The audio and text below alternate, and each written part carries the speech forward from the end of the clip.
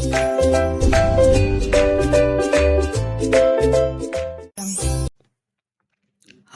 Friends, તો તમારું સ્વાગત છે આ વિડીયોમાં.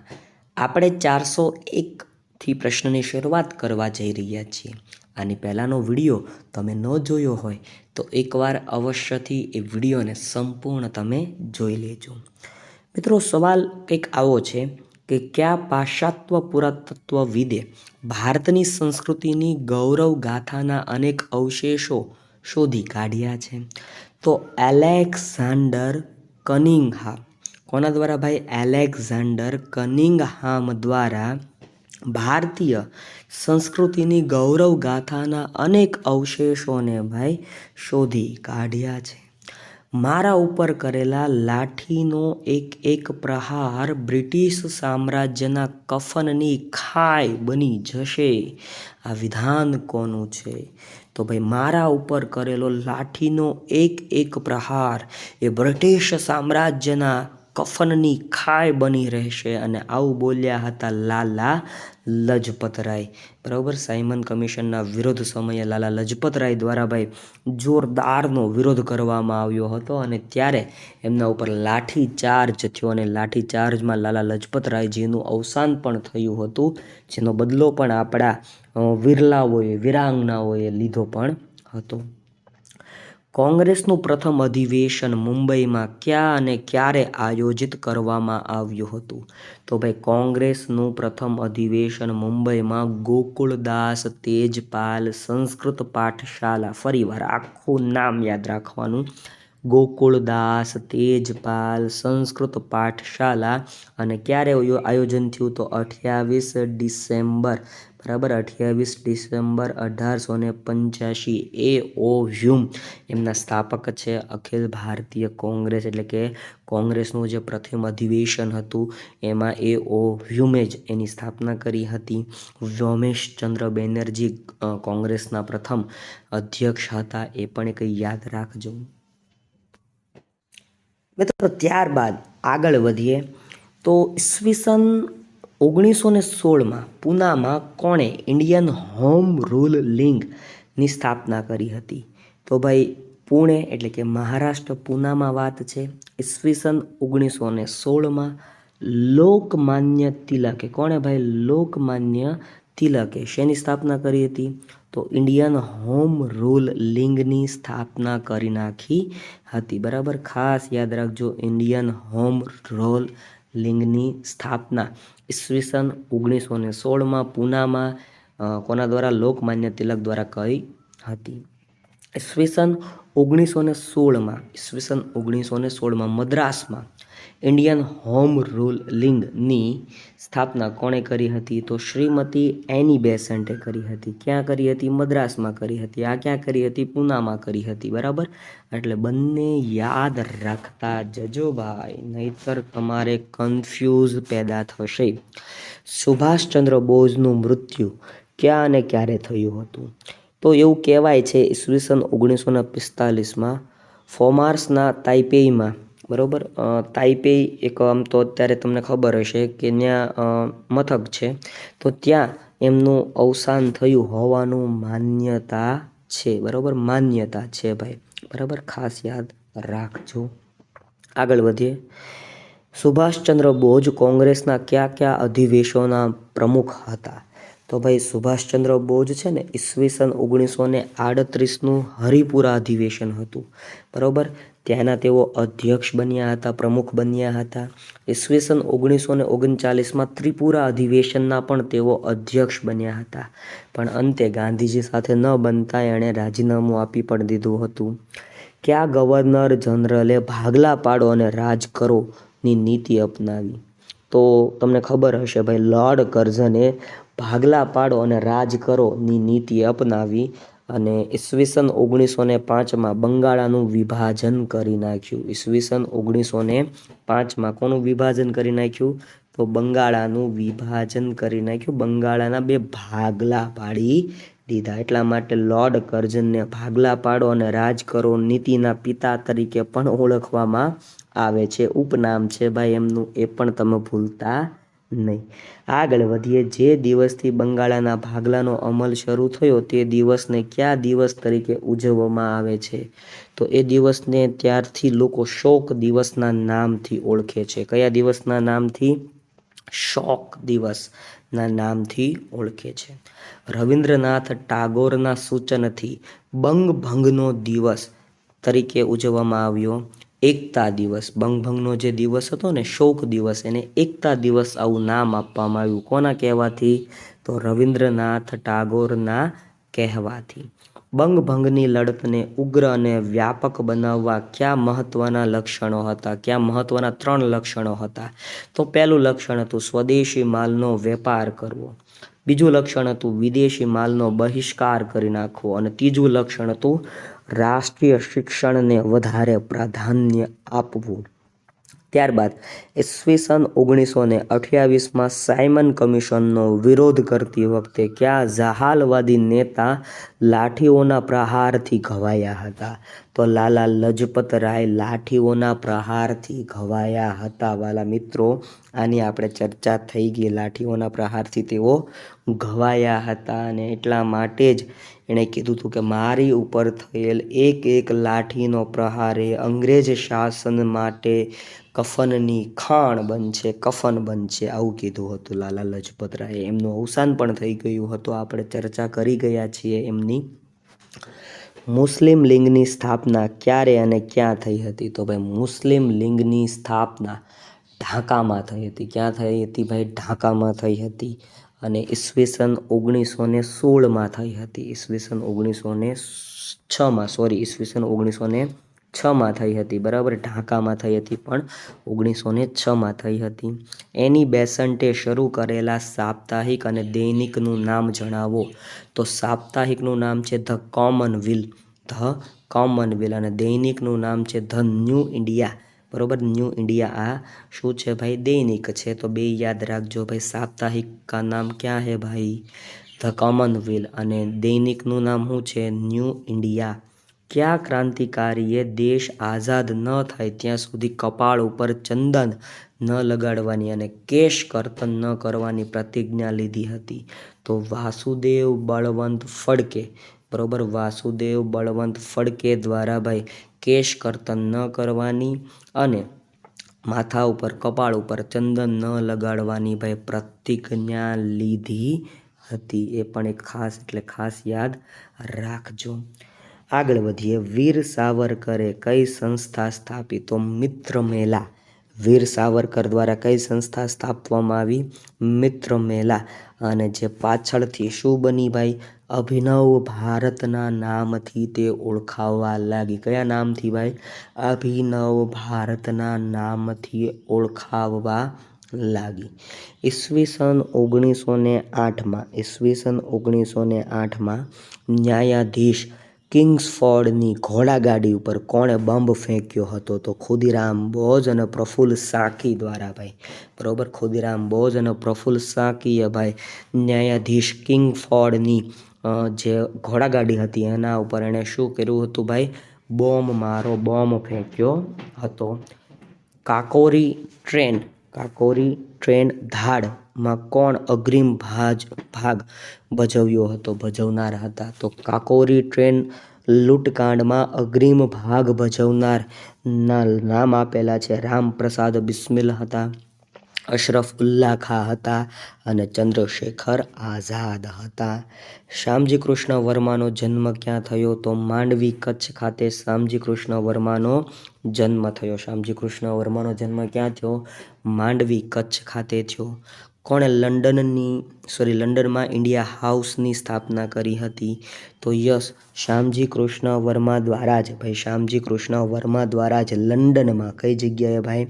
લંડનમાં શેની સ્થાપના કરી હતી? તો ઇન્ડિયા હાઉસની સ્થાપના કરી હતી.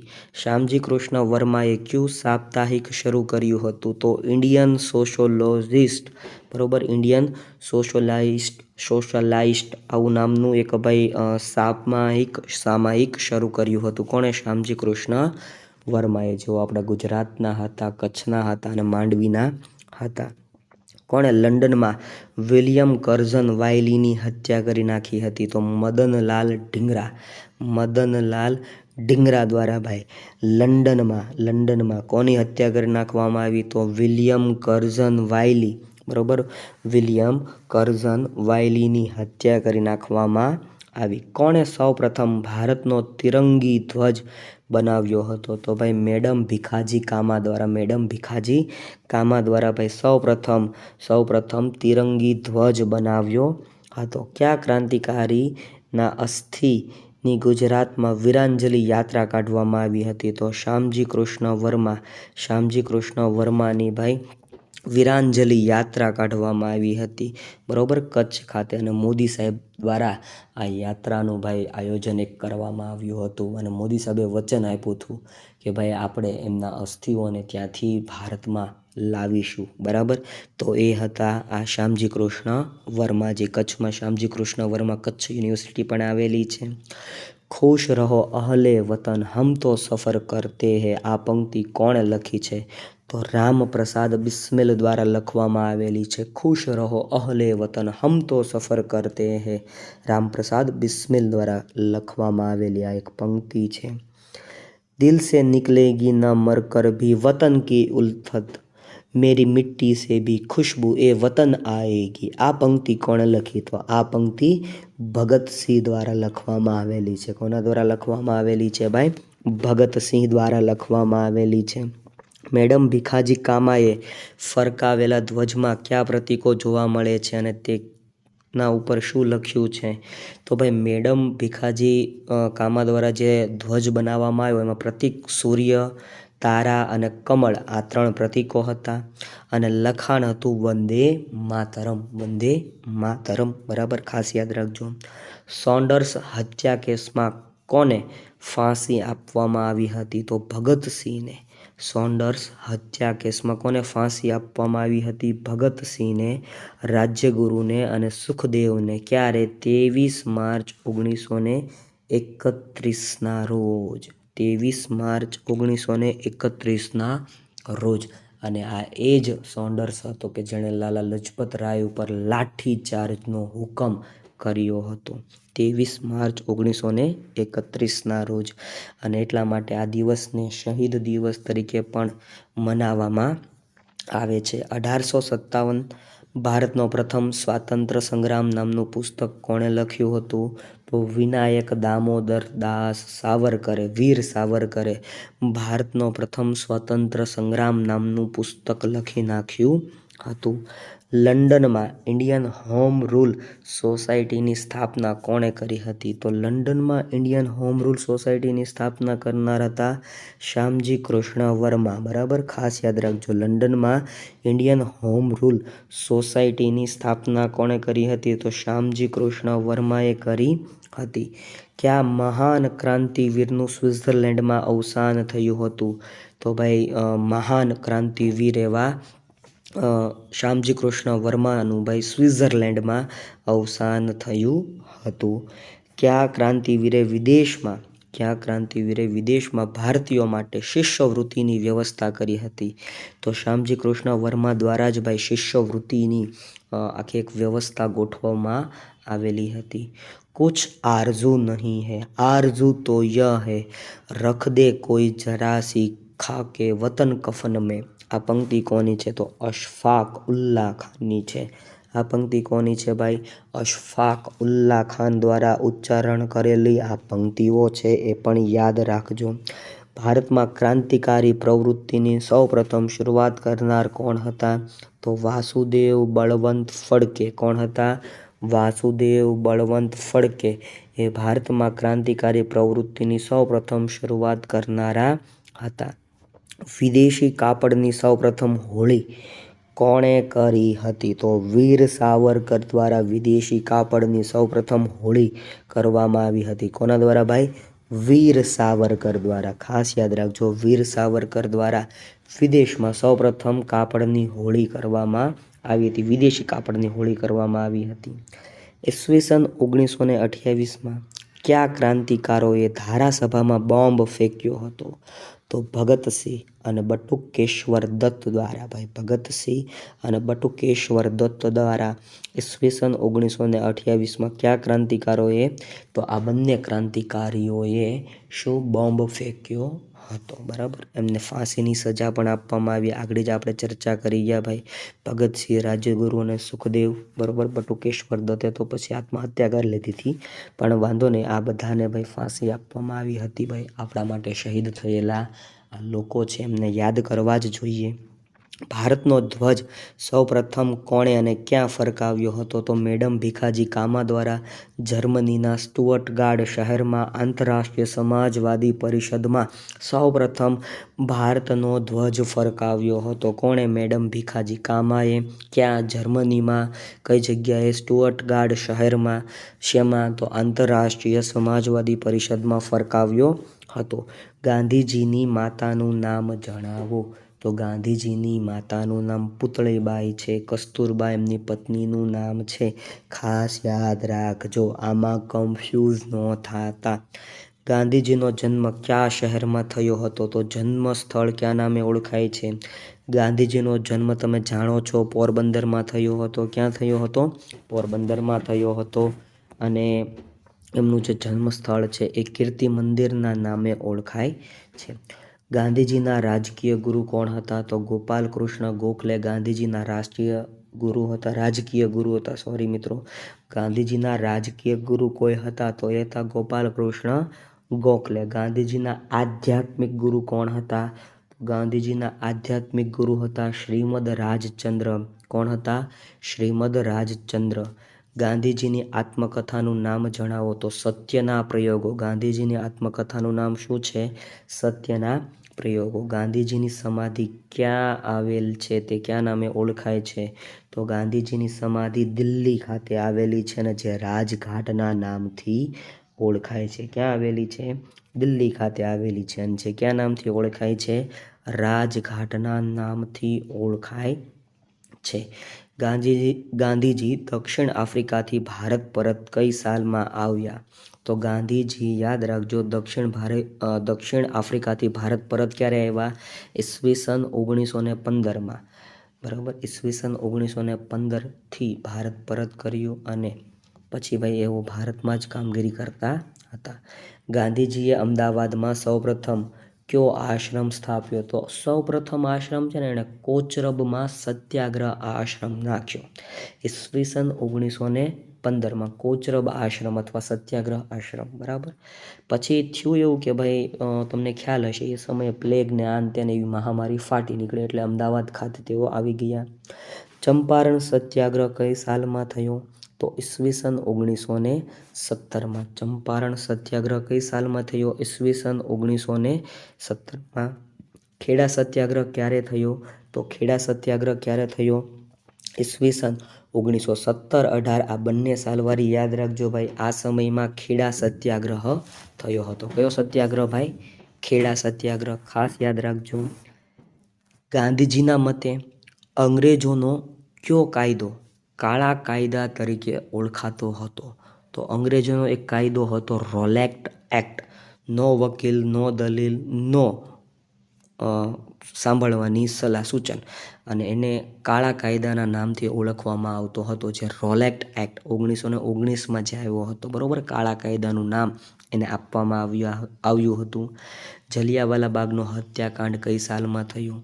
તો ઈસવીસન 1919માં. આ જે રોલેટ એક્ટ આવ્યો ને એના વિરોધમાં ઘણા લોકો જલિયાવાલા બાગ ખાતે એકઠા થયા હતા, અને ત્યાં જનરલ ડાયરે ભાઈ આંધેધૂંધ મતલબ કે કાયદેસર રીતે ભાઈ ગોળીબાર કર્યો હતો.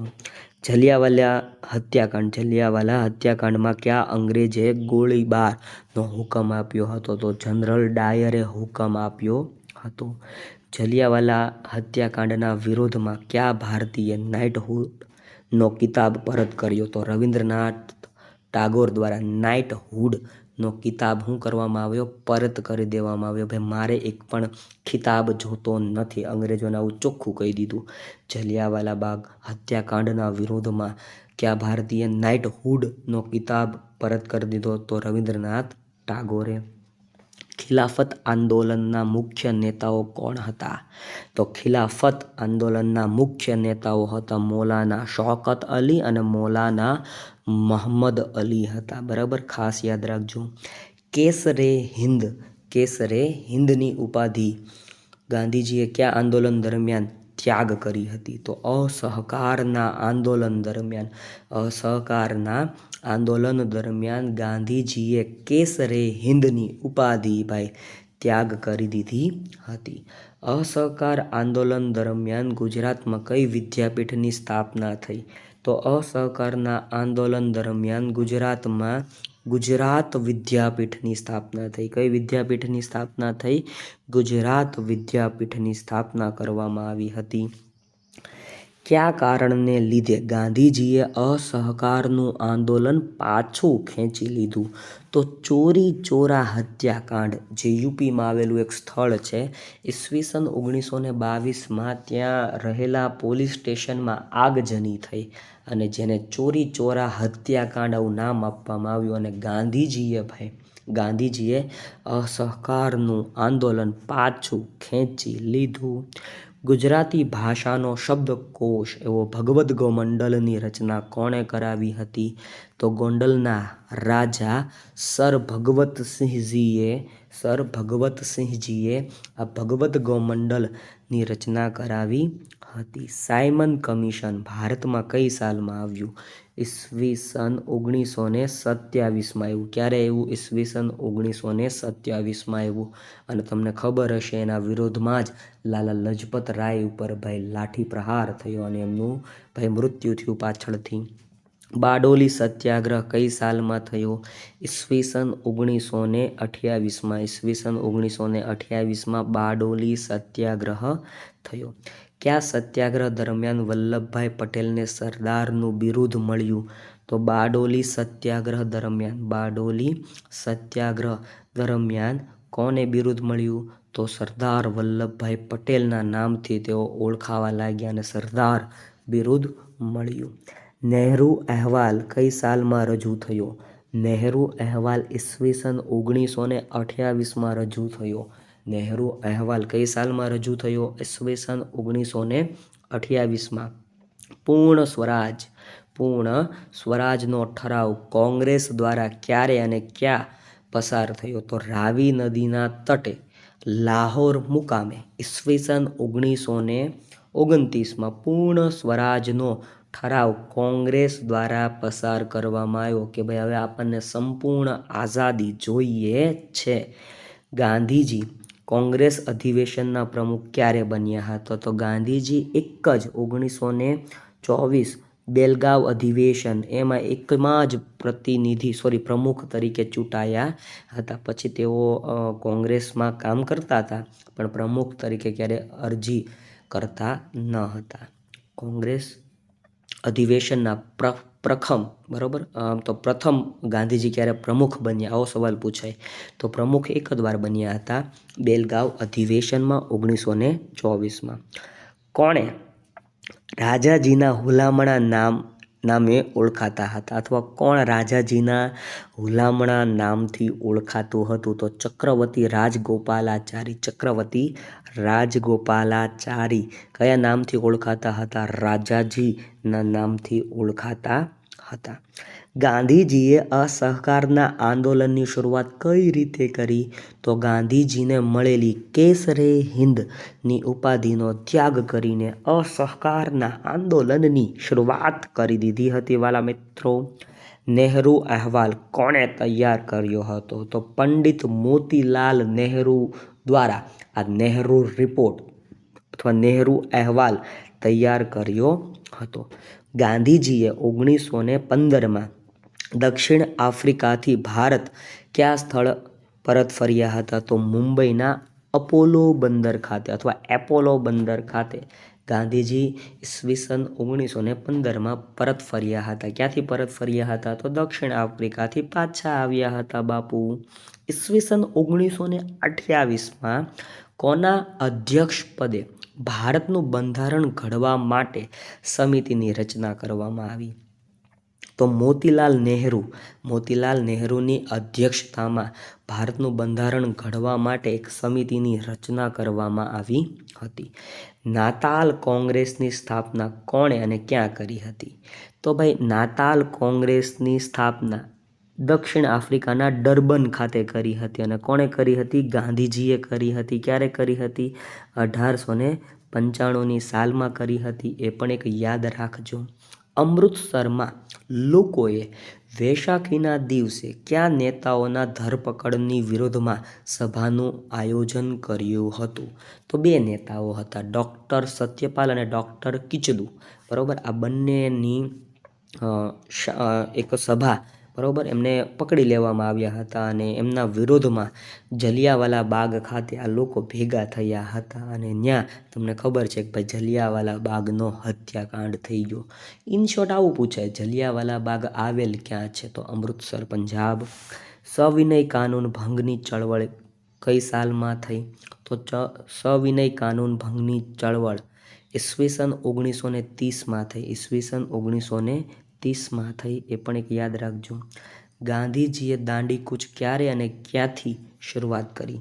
તો 12 માર્ચ 1930થી 12 માર્ચ 1930થી સાબરમતી આશ્રમથી એટલે કે અમદાવાદથી શરૂ કરી હતી અને દાંડી મુકામે પૂરી કરી હતી. ધરાસણાના મીઠાના સત્યાગ્રહમાં ગાંધીજી અને અબ્બાસ તૈયબજીની અટકાયત પછી સત્યાગ્રહની આગેવાની કોણે લીધી હતી? તો સરોજિની નાયડુએ લીધી હતી. કોણે લીધી હતી ભાઈ? સરોજિની નાયડુ દ્વારા લેવામાં આવી હતી. ખાસ યાદ રાખજો. વ્યક્તિગત સત્યાગ્રહના પ્રથમ સત્યાગ્રહી કોણ હતા? તો વ્યક્તિગત સત્યાગ્રહના પ્રથમ સત્યાગ્રહી હતા વિનોબા નરહરી ભાવે. વિનોબા ભાવે હતા. એ પણ એક યાદ રાખજો. ક્રિપ્સ મિશન કઈ સાલમાં આવ્યું હતું? તો ઈસવીસન 1946માં આવ્યું હતું. ક્યારે આવ્યું હતું? ઈસવીસન 1946માં આવ્યું હતું. કરેંગે યા મરેંગે સૂત્ર કોણે અને ક્યારે આપ્યું હતું? તો ગાંધીજીએ સૂત્ર આપ્યું હતું ભાઈ, કરેંગે યા મરેંગે. ગાંધીજીએ સૂત્ર આપ્યું હતું હિન્દ છોડો આંદોલન સમયે.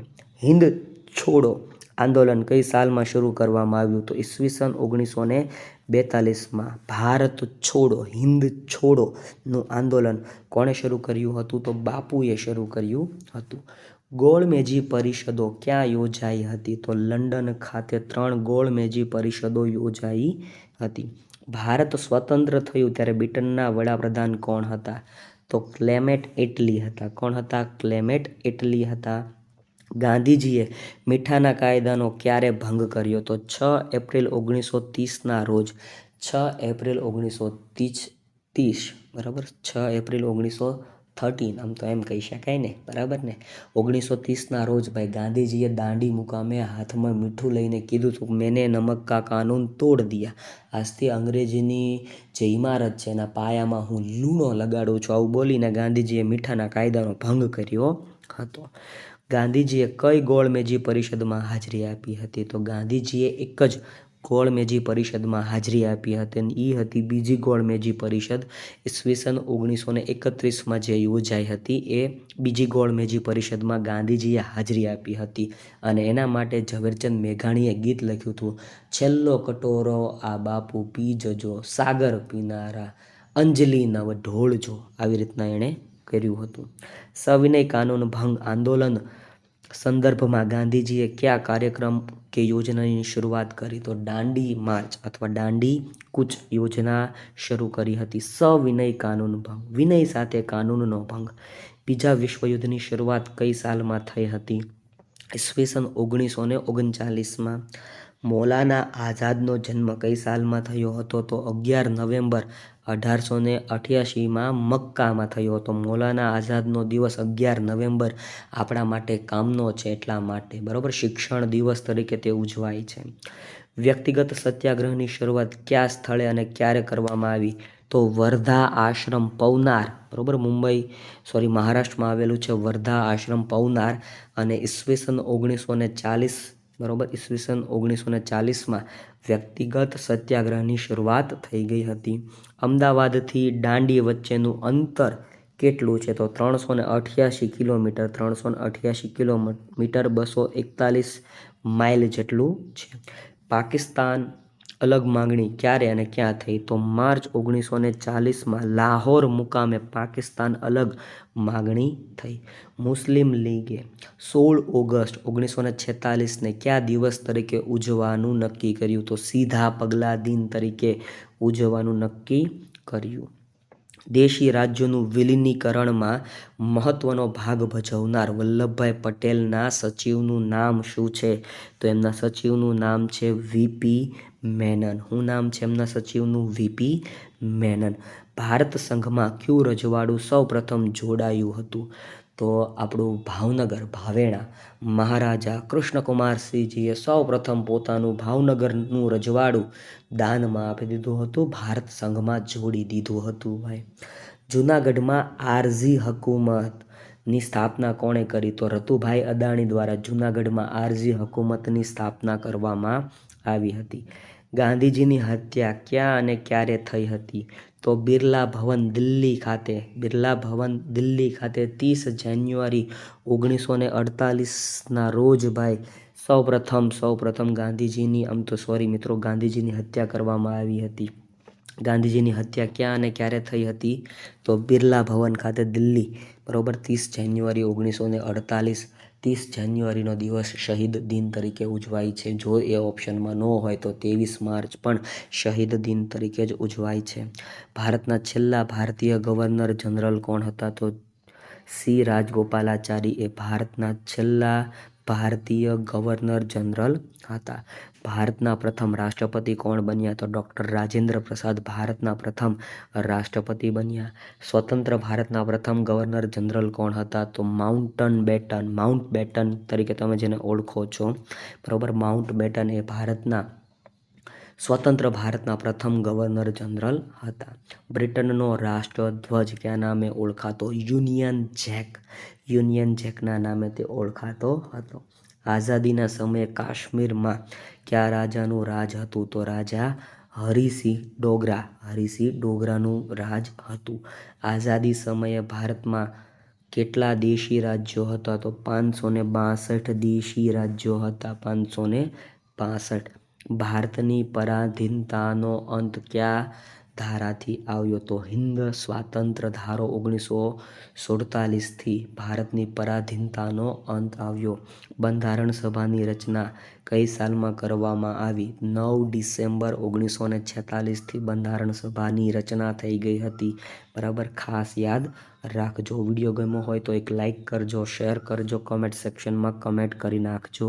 ફરી મળીશ નવા વિડીયોમાં. ત્યાં સુધી રજા લઉં. જય હિન્દ, જય ભારત, વંદે માતરમ.